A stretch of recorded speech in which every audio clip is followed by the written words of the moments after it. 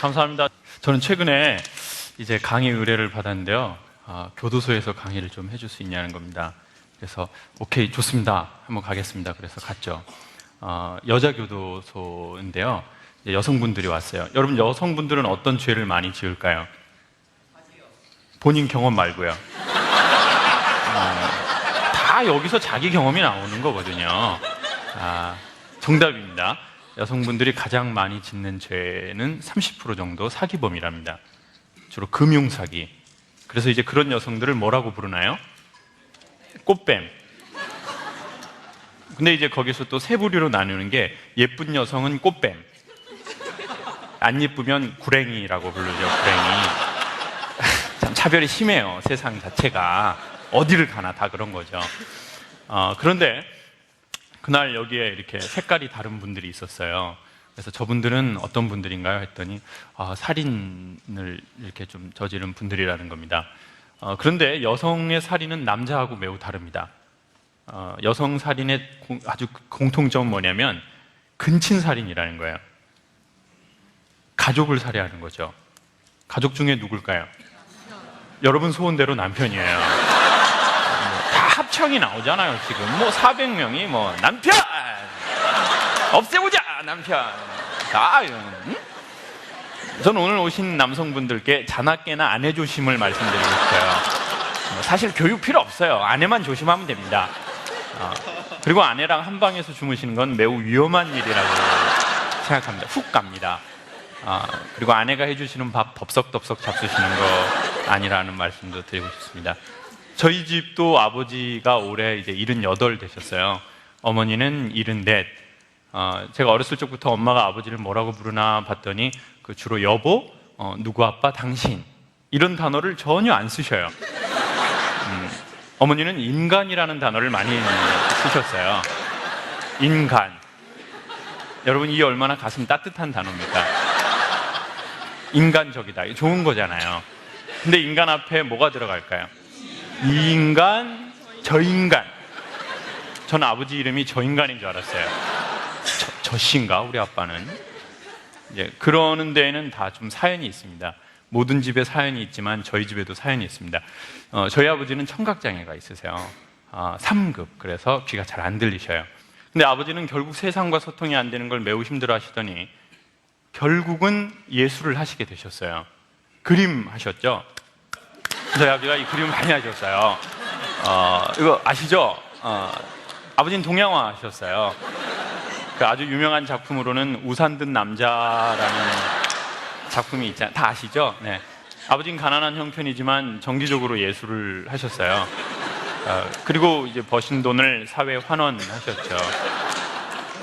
몇 프로 하셨을까요? 여러분 바람대로 100% 하셨어요. 그리고 무소유가 되셨죠.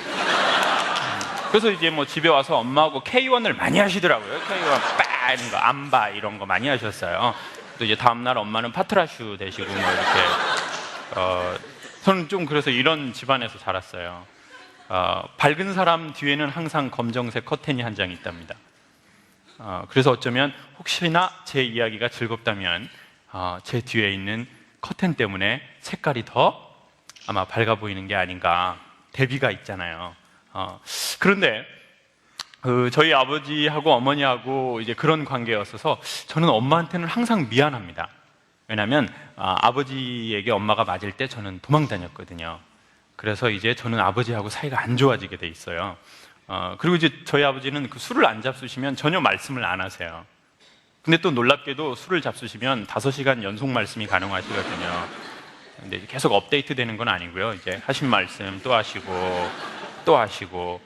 그래서 저는 아버지 때문에 술을 전혀 먹지 않습니다.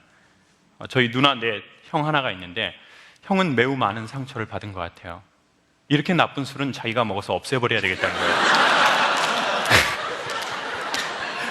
너무 나쁜 거니까 누군가 피해자가 생기기 전에 먹어서 없애려고 하는 거죠. 그래서 저는 이제 항상 아버지에 대해서는 약간의 트라우마가 있습니다. 그래서 저는 이제 권력을 갖고 있거나 권세가 있거나 돈이 많은 나이 많으신 어른들을 약간 무서워하는 성향이 있습니다. 그래서 아버지하고 사이가 안 좋은 게 사실은 사실입니다. 그래서 저를 소통 전문가라고 부르는 게 전 상당히 부담스럽습니다. 그냥 다음부터 저를 소개해 줄 때는 그냥 야매로 강의하시는 선생님이다 이렇게 했으면 좋겠습니다. 어차피 제 강의가 학문적인 내용은 아니거든요. 그런데 저는 아버지하고 사이가 계속 서먹한데요. 몇 년 전에 기적처럼 아버지한테서 전화가 왔습니다. 여보세요? 그랬더니 제주도에 있는 자연미 치과랍니다. 제가 강의 의뢰하시려고요? 그랬더니 저 그게 아니고요. 아버지가 누구누구 심하시죠? 제가 그래서 예, 저희 아버지인데 왜 그러세요? 그랬더니 아버지가 그 치과 병원에 여러 가지 치료를 받으러 오셨는데요. 치료비를 저한테 낼 수 있냐고 물어보라고 해서 전화를 했다는 겁니다. 그래서 제가 나 아빠랑 안 친한데 이거 어떻게 된 거야 이게? 이제 얼마 나왔습니까? 그랬더니 아버지가 되게 좋은 재료로 하시길 원하셔서 좀 많이 나왔는데 저보고 낼 수 있냐는 겁니다. 그래서 제가 예, 제가 하겠습니다. 좀 잘 좀 부탁드릴게요. 그리고 전화를 끊으려고 그러는데 그분이 그런데요, 할아버지가 전화 받고 달래요. 제가 저희 아버지 귀 안 들리시는데 모르겠어요. 할아버지가 계속 전화 받고 그래요. 어떻게 하실 거예요? 제가 아버지 전화를 받은 적이 한 번도 없는데 긴장이 되더라고요. 바꿔주세요. 근데 정말 아버지가 받으시는 겁니다. 귀가 안 들리시는 분들은 소리를 매우 크게 하시거든요. 아버지들이 다 귀가 안 들리시는 건가요? 정확하게 알고 계시네요.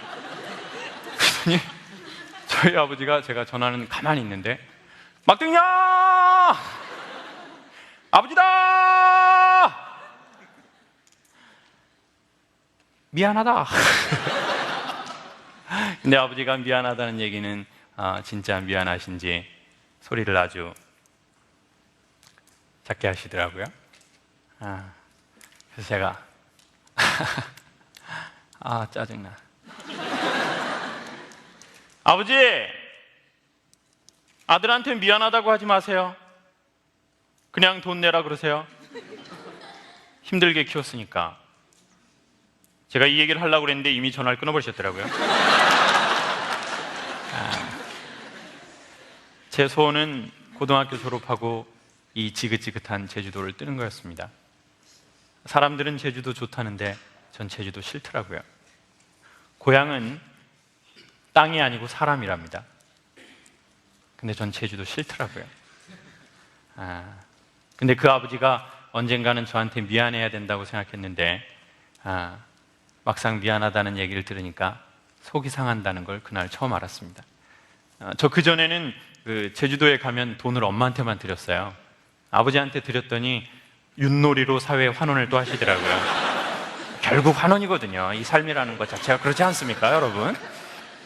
그리고 또 막 엄마하고 막 엄청 험한 말을 하시는 거예요. 막 중학교 애들 하는 말들 뭐 이런 시베리아 이런 거 막 너는 십장생이다 개나리야 막 이런 뭐 집안이 에버랜드인 거예요. 뭐 동물 나오고 난리가 아니에요.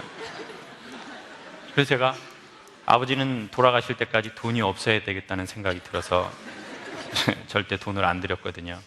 근데 미안하다는 사건 이후로는 아버지도 엄마 몰래 돈이 있으셔야 될 것 같더라고요. 윷놀이를 하시든 뭘 하시든. 그래서 한 번, 두 번, 세 번 엄마 몰래 용돈을 드렸더니 아버지도 변하시는 거예요. 여러분, 인간관계를 회복하게 하는 데는 뭐니 해도 머니가 최고. 이게 제 강의의 결론, 소통은 머니다. 다른 거 다 필요 없어요. 그런 거 필요 없어. 소통은 머니다. 아버지가 어떻게 변하시냐면 아들이 집에 갔다가 서울 올라가는데 공항에 배웅 나오고 싶대요. 저희 집은 항상 엄마만 나와요. 표범 있고요. 엄마는 한 마리의 외로운 표범이거든요. 무리 생활을 하지 않으세요. 늘 단독 사냥 들어가시죠. 아버지가 무리 지어 다니는 거 싫어하시거든요. 그래서 엄마는 맨날 공항에 나와서 아들이 주민등록증 보여주고 들어가면 계속 울어요. 저기에서 가라, 가, 막동아 가. 그럼 저는 딱 엄마 울지 마. 외국 가나? 근데 그날은 엄마는 안 나오시겠다고 그러고 아버지하고 저만 공항을 가게 된 거예요. 분위기 엄청 어색해요. 외국인하고 길을 걷는 것보다 훨씬 어색해요. 일단 대사가 적절치 않아요. How are you? Fine, thank you. 아버지 언제 이혼하세요? 이런 거 물어봐야 되는데 이 분위기가 적절치가 않더라고요. 공항에 도착했는데 또 서로 아버지랑 저랑 어색해요.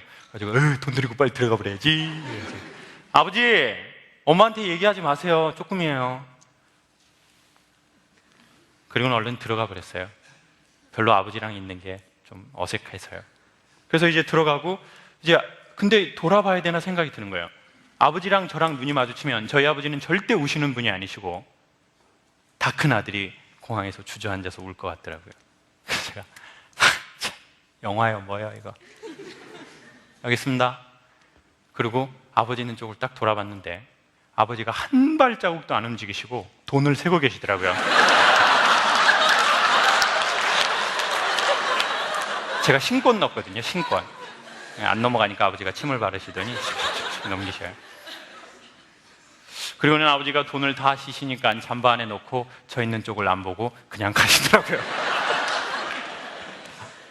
근데 아버지 가는데 갑자기 온 공항에 조명이 꺼진 것 같더니 이 등 뒤로 핀 조명 하나가 보이는데 두 가지를 봤습니다. 왼쪽 어깨가 내려앉은 거 하나, 두 번째는 무릎을 똑바로 못 펴시고 상당히 불편하게 걸으시는 것 또 하나. 그것도 2초 이상 보면 눈물 날 것 같아서 들어가 버렸죠.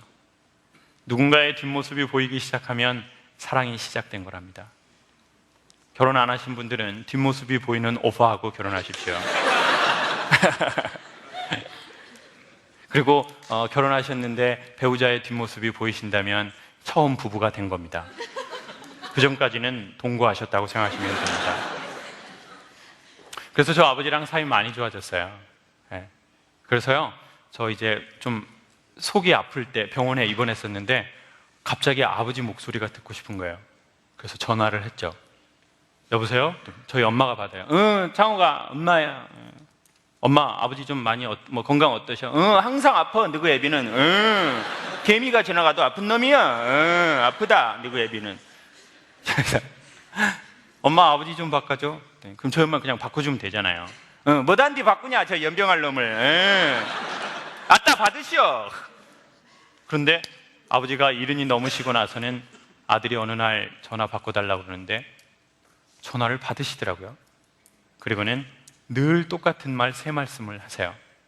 밥 먹고 자존심하고 전화세 나온다 끊자. 그래서 제가 우리 아버지는 어쩜 저렇게 할 말이 없나. 다 큰 아들한테 밥 먹고 차 조심하고 전화세 나온다 끊자가 뭐야.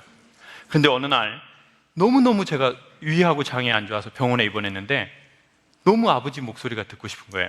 그래서 전화를 다시 했죠. 그런데 저희 집은 테이프를 틀어놓은 것처럼 똑같은 데에서요. 응, 너가 아버지 항상 아파. 응, 아따 받으시오. 그리고 아버지도 또 똑같은 세 마디를 하시는 거예요. 그 세 마디는 뭡니까? 밥 먹고 차 조심하고 전화세 난다 끊자. 근데 갑자기 사람이 몸에 힘이 없는 상태에서 그 소리를 들어서 그런지는 모르겠는데 이 소리가 귀에서 번역이 돼서 들리는 거예요. 내일 모레 여든이 되시는 내 아버지가 사랑한다라는 말을 할 때는 밥 먹으라는 말을 쓰는 거구나.